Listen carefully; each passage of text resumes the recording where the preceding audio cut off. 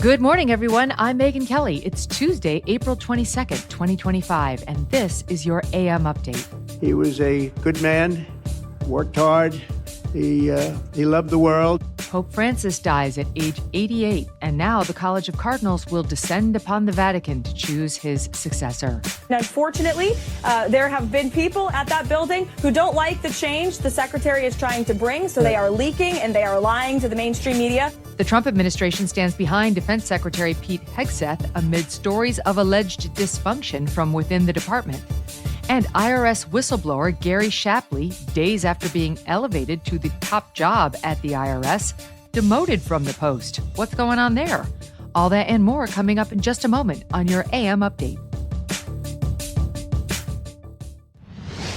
As President Trump is settling into his new administration, one of the top Democrats in Congress aiming to undermine the Trump agenda is Democrat Senator Dick Durbin of Illinois. And according to our sponsor, the Electronic Payments Coalition, Senator Durbin has a new plan, a government takeover of your credit card. Today, Americans have thousands of choices in credit cards, but they say Senator Durbin's plan will result in less competition and less security, which means more risk for your credit and your identity. You can learn more for yourself at guardyourcard.org, and you could consider telling your senators to stop Dick Durbin's government takeover of your credit card before it's too late. The Vatican confirming late Monday that Pope Francis passed away from a stroke and heart failure. The Pope elected by his fellow cardinals in 2013 following the resignation of Pope Benedict XVI. He was the first Latin American pope and first of the Jesuit order, which is known for its missionary work. As head of the Catholic Church, Pope Francis worked to modernize the institution, pushing for a more inclusive vision of Catholicism, often facing criticism from the more traditionalist wing. He sought to reform the Vatican, at times wading into political issues of the day, emphasizing the fight against climate change and allowing priests to bless gay couples. Pope Francis also breaking precedent by appointing women and lay people to high-ranking Vatican roles, most notably naming a nun to the second highest position in Vatican City's government. He drew the ire of some conservatives by restricting the use of Latin Mass, a more traditional version of the Mass. With the changes, Pope Francis aiming to better reflect the global church and expand leadership beyond the priesthood. The pontiff, born Jorge Mario Bergoglio in Argentina in 1936, inspired to join the priesthood after recovering from severe illness as a young man, an infection resulting in the partial removal of one lung, leading to a lifetime of respiratory issues. The Pope spending 38 days in the hospital earlier this year, released on March 23rd after complications from an infection leading to double pneumonia. Easter Sunday marking his first extended public appearance since exiting the hospital, the Pope more often relying on a wheelchair, addressing crowds from the balcony at St. Peter's Basilica, a clergy member assisting in the reading of the Easter message, quote, "Christ is risen. These words capture the whole meaning of our existence, for we were not made for death, but for life. Easter is the celebration of life. God created us for life and wants the human family to rise again." The Pope's remarks calling for peace in various conflict zones ranging from Ukraine and Gaza to Sudan and Myanmar. In the hours before his death, the Pope also visiting briefly with Vice President J.D. Vance, an adult convert to Catholicism. Earlier this year, Pope Francis criticized the Trump administration's mass deportation plans, while notably speaking from behind the Vatican's towering 40-foot stone walls. Despite the differences in political policy, President Trump posting on Truth Social, quote, "Rest in peace, Pope Francis. May God bless him and all who loved him." Then on Monday from the White House, Mr. Trump addressing the Pope's passing. I just signed an executive order putting the flags of our country, all of them, all federal flags and state flags, at half-mast in honor of Pope Francis. So he was a good man, worked hard. He loved the world, and it's an honor to do that. President Trump also announcing Monday afternoon that he and the First Lady will attend the Pope's funeral in Rome. The Pope's body expected to be moved into St. Peter's Basilica as early as Wednesday. Pope Francis breaking with tradition again, requesting that his body not be laid on a typical raised platform used for his predecessors, asking instead to lie inside a simple wooden casket with the lid removed, a more humble position. The pontiff is to be the first pope in more than a century laid to rest in a place other than the Vatican crypt, instead opting to be buried in Rome's Basilica of St. Mary Major, about 3 miles from the Vatican. The process to now choose a successor, known as a conclave, will begin 15 to 20 days after the pope's death. The College of Cardinals, the most senior officials under the pope, convene in the Vatican to begin the highly secretive deliberations.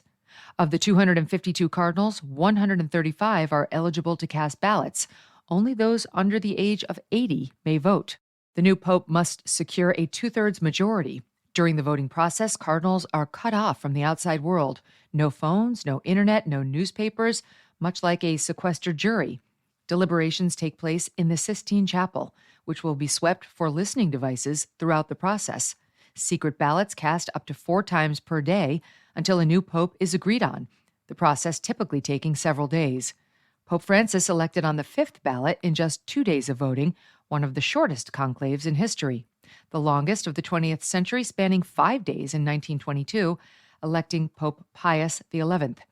Each day, the world's 1.2 billion Catholics will watch the Vatican closely, waiting for the only official update, a plume of smoke. The secret ballots are burned twice daily, first after the morning session, then again in the afternoon.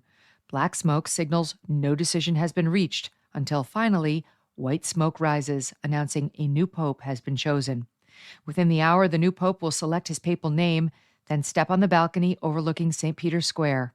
The senior-most cardinal will announce to the crowd, Habemus Papam, Latin for, we have a pope. Coming up, new reporting alleges widespread dysfunction from within the Pentagon. The Trump administration calls this revenge from disgruntled former employees.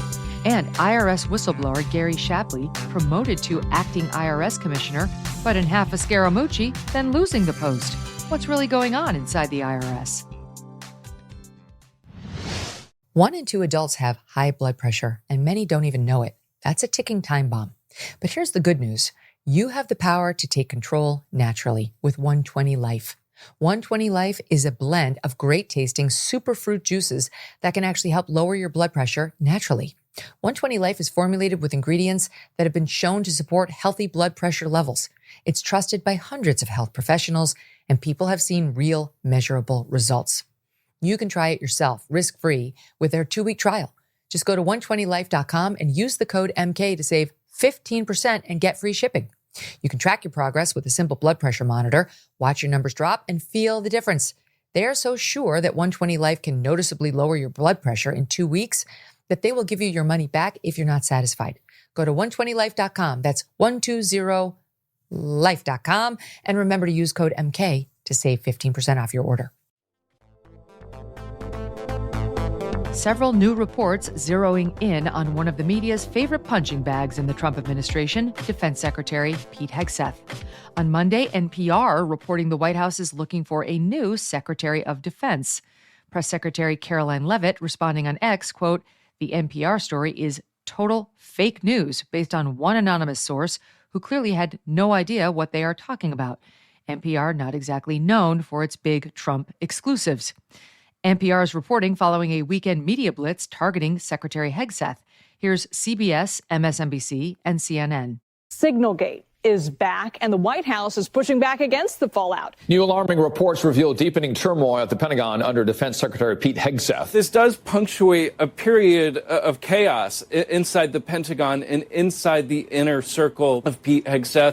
The New York Times publishing a report reading, quote, Defense Secretary Pete Hegseth shared detailed information about forthcoming strikes in Yemen on March 15th in a private Signal group chat that included his wife, brother, and personal lawyer, according to 4 people with knowledge of the chat. The Times acknowledges Mr. Hegseth's brother Phil and lawyer Tim Parlatore are employed by the Pentagon. The newly reported Signal chat is separate from the original Signalgate incident, first reported by The Atlantic in March, when reporter Jeffrey Goldberg claimed he was mistakenly added to a group chat discussing war plans against the Houthi rebel group in Yemen. That initial controversy setting off a firestorm in the media and among Democrats, both eager to pin the blame on a senior Trump official. President Trump admitted that including a reporter in a secure chat was not ideal, though dismissed it as a teachable moment. A review later determining Mr. Goldberg's number had been inadvertently saved under the wrong contact in National Security Advisor Mike Waltz's phone. The New York Times reporting that this second Signal chat created by Secretary Hegseth was typically used for, quote, routine administrative or scheduling information. The Times alleging Mr. Hegseth shared sensitive military planning in that chat. Around the same time, similar information appeared in the group mistakenly reported on by The Atlantic. Chief Pentagon spokesman Sean Parnell releasing a statement reading in part, quote, another day, another old story, back from the dead. The Trump-hating media continues to be obsessed with destroying anyone committed to President Trump's agenda. There was no classified information in any Signal chat, no matter how many ways they try to write the story. The Times later defending its reporting, pointing out it did not allege the use of classified information in this latest Signal account, only sensitive information. President Trump on Monday standing firmly behind Secretary Hegseth from the White House. Ask the Houthis how he's doing. Ask the Houthis how much dysfunction there is. There's none. Pete's doing a great job. Everybody's happy with him. We have the highest recruitment numbers I think we've had in 28 years. No, he's doing a great job. It's just fake news. They just bring up stories. I guess it sounds like disgruntled employees. You know, he was put there to get rid of a lot of bad people, and that's what he's doing. After record lows, military recruiting has rebounded. According to the Pentagon, after 2 years of only pulling in 75% of the soldiers needed, the Army is on pace to hit 115% of its annual recruiting goals. That's the biggest increase in 15 years. The Navy, too, only hit 88% of its goal last year. It is currently pacing at 105% of its goals. The Air Force, as well, says recruiting numbers are the best they have been in 15 years. Over the past week, however, several senior Pentagon officials placed on leave amid an investigation into leaks from within the Pentagon. Politico on Sunday publishing a piece by former chief Pentagon spokesman John Elliott, who last week reportedly was forced to resign. Mr. Elliott, writing in a left-wing publication, portraying himself as a MAGA supporter, writing, quote, even strong backers of the secretary like me must admit the last month has been a full-blown meltdown at the Pentagon, and it's becoming a real problem for the administration, end quote. Mr. Elliott predicting Secretary Hegseth will soon be out of a job. The president's eldest son, Don Jr., reacting to Mr. Elliott's Politico piece, writing on X, quote, this guy is not America first. I've been hearing for years that he works his ass off to subvert my father's agenda. That ends today. He is officially exiled from our movement. Press Secretary Caroline Leavitt, Monday on Fox. This is what happens when the entire Pentagon is working against you and working against the monumental change that you are trying to implement. And unfortunately, there have been people at that building who don't like the change the secretary is trying to bring. So they are leaking and they are lying to the mainstream media. We've seen this game played before. The secretary is doing a tremendous job and the president stands strongly behind him. Secretary Hegseth also directly challenging reporters himself on Monday from the White House. You know, what a big surprise that a few leakers get fired and suddenly a bunch of hit pieces come out from the same media that peddled the Russia hoax. And as they peddle those lies, no one ever calls them on it. See, this is what the media does. They take anonymous sources from disgruntled former employees, and then they try to slash and burn people and ruin their reputations. Not going to work with me, because we're changing the Defense Department, putting the Pentagon back in the hands of warfighters, and anonymous smears from disgruntled former employees on old news doesn't matter. IRS whistleblower Gary Shapley now out as acting commissioner just 4 days after taking the job. However, there appears to be no performance issue. Mr. Shapley rising to national prominence in 2023, publicly accusing the DOJ of slow-walking his IRS investigation into Hunter Biden. Treasury Secretary Scott Bessent instead tapping Deputy Secretary of the Treasury Michael Falkinder to take the role. CNN citing 3 sources saying Mr. Shapley had the support of congressional Republicans and of Elon Musk, but had not been approved by Secretary Bessent prior to his appointment by President Trump. Secretary Bessent was out of the country when Shapley's appointment was announced. According to NBC, Bessent was later granted authority by President Trump to reverse the move after learning Shapley had been appointed without the secretary's knowledge. Secretary Bessent posting on X, quote, Gary Shapley's passion and thoughtfulness for approaching ways by which to create durable and lasting reforms at the IRS is essential to our work, and he remains among my most important senior advisors at the U.S. Treasury as we work together to rethink and reform the IRS, end quote. Secretary Bessent saying Mr. Shapley and Joseph Ziegler, the other IRS whistleblower in the Hunter Biden tax probe, will both be placed in senior government roles following the conclusion of their investigation into alleged political interference in the Hunter Biden case. The media reporting on the story as another sign of great division between Elon Musk and other senior White House officials, Press Secretary Caroline Leavitt downplaying any conflict, releasing a statement saying, quote, "It's no secret President Trump has put together a team of people who are incredibly passionate about the issues impacting our country. Disagreements are a normal part of any healthy policy process, and ultimately everyone knows they serve at the pleasure of President Trump." President Trump's nominee to permanently head this office, former Missouri Congressman Billy Long, remains stalled in the Senate with no hearing yet scheduled.